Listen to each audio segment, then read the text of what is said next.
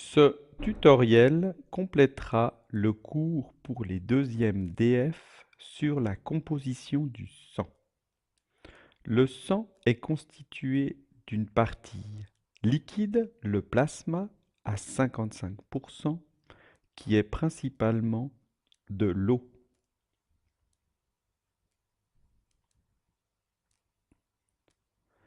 Et une seconde partie à 45% de cellules, 99% seront des globules rouges, des plaquettes et des globules blancs. L'origine des cellules du sang se trouve dans la moelle osseuse des os longs, comme le fémur.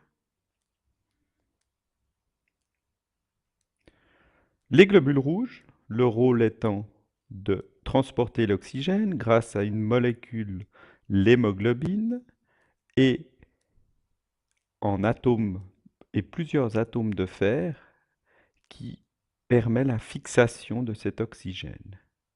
Les globules rouges sont des cellules qui n'ont plus de noyau. Les leucocytes, globules blancs, se partagent en trois catégories: les granulocytes, les monocytes et les lymphocytes.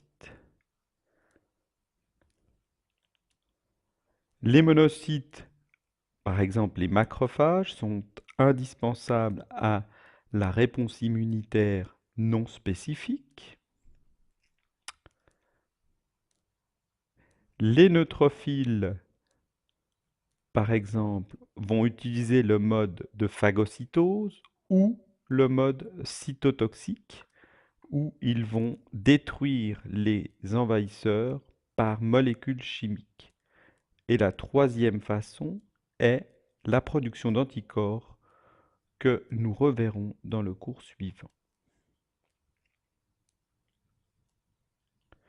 En exemple du rôle du sang, la coagulation, qui est indispensable pour empêcher les hémorragies, débute par une rupture d'un vaisseau sanguin, puis les plaquettes entrent en action afin de boucher le trou. De nombreuses réactions chimiques des facteurs de coagulation entraînent l'activation de la thrombine, puis de la fibrine. Les hémophiles ont une carence au niveau des facteurs de coagulation. En dernier exemple, la réaction inflammatoire, qui débute également par une lésion.